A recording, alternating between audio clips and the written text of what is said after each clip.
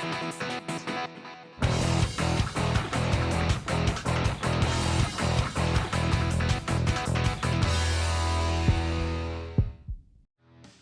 to HIIT the Zone. I'm here with Matt at Redzone X.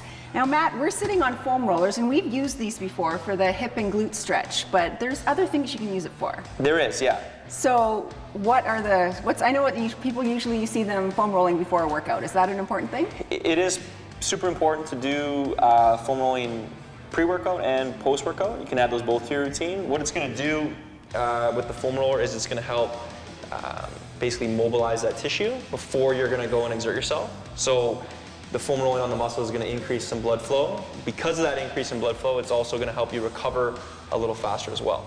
So will it prevent injury too? It will prevent injury, because usually if we don't warm up enough, it's usually when we tend to get injured. So even just moving around on the foam roller, the body will be moving, so you'll be heating up a little bit, you're kind of warming up, and then we would talk about maybe a more in-depth warm up. Right. Following the foam rolling. I find it really hard not to move on these. So yeah. what are a few of the moves that we should be doing? So the first move we're going to talk about is pretty much what you're doing now. So it's going to be rolling for the glutes and the hips. That's where we're going to start. So you're going to take your foam roller. You're just going to sit down.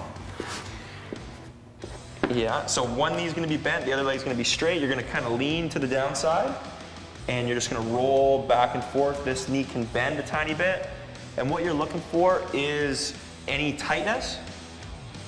Feel? Yep, good. I feel it. So you don't need to spend a ton of time No. on where it's tight either. It's more important to actually roll that whole muscle.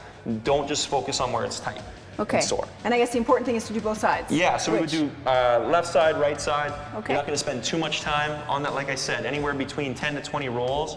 Another important thing is you're not going to move too fast. You want to keep it somewhat slow. That way you can actually feel what you're doing. If you're just moving really quick, it's not going to have the same benefits. So what about your back? Can you use this on your back? So the sequence that I would do is I would go hip or glutes first, Then we would do a little bit of foam rolling on the back. So you're going to just lean forward and hands on the chest or the stomach, and you're just going to roll that lower back to begin.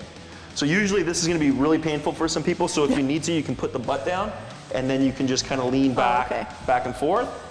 Another thing that I'd like to do with the back is that was mainly the lower back.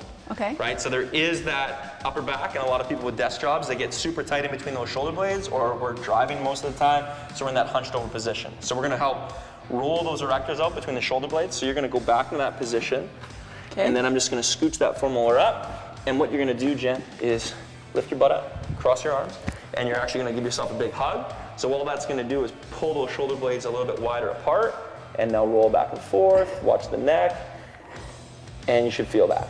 I feel that. To make it a little bit tougher too, you can actually lean to one side a tiny, tiny bit, feel? And that's just gonna get a little bit more depth on that foam rolling. That actually feels kind of good. Yeah, so what I'm also gonna show you, so we're gonna finish the back completely off, we're gonna do the lats. So usually when we're in a workout routine, we're doing a lot of pulling movements, whether it's any row variations or pull-ups like we mentioned before. You're gonna be in this position, you're gonna outstretch with that hand, so that foam roller is right up in the armpit, and you're actually gonna move the roller with your hand back and forth, and you can lean either backwards or forwards. Keep the glutes on the ground, Jen, and you're gonna actually try to find where it's tight in those lats. Feel it? Yeah, I think it's tight everywhere in my lats. Yeah, usually this is gonna be pretty painful for somebody because they don't get a lot of attention on the foam roller, so if you can target them by lying on your side, it's gonna help quite a bit. That one I felt. So we've done glutes, lower back, mid back, lats. And lats. Okay, so now we're gonna work on the front of the body. So we're gonna go hip flexors and quads. Okay. Okay, so again, we kind of did this one in the other episode. I want you laying down. So we're gonna bend the one knee, the knee's propped up on that roller, elbows are down, and you're gonna lean into the hip that's on the roller, and just gonna move back and forth.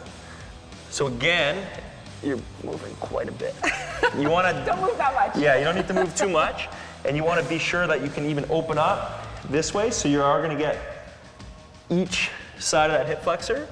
And again, 10 to 20 rolls here. Each hip is all you're gonna need there. All right. Sound good? Yes. So then I like to do it in this sequence because once I'm on my hip, it's super easy for me to get to my quad. And then my quad, I'm almost gonna go into a plank position, and all I'm gonna do is push and pull my body back and forth on my quads. And a lot of people don't like this one either.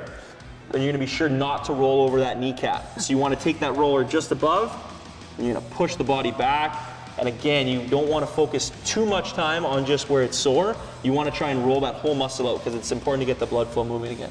Okay. Feel? I do. Good. Feels good. That's good. So, and I guess these are pretty, you can buy these anywhere. You can do all these, you don't have to do this at gym. You can do it at home, you can do Yeah, it. a lot of people buy them for at home. Yeah. And there's a lot of different types. Like this one is just a foam one. There's ones that are hollow, which are a little bit harder. But if you're just starting to foam roll, a straight foam one is usually a little better. Okay, so everyone should remember you can do this just if you're tight, you can do it before a workout and after a workout. And it is good to do after as well, because like I said, it's gonna help increase blood flow to that area. So if you had a hard workout, it's gonna help you recover for the next day. So you can still train hard and recover properly. Okay, thanks Matt. No problem. Keep watching, there'll be more Hit the Zone with Matt from Redzone X.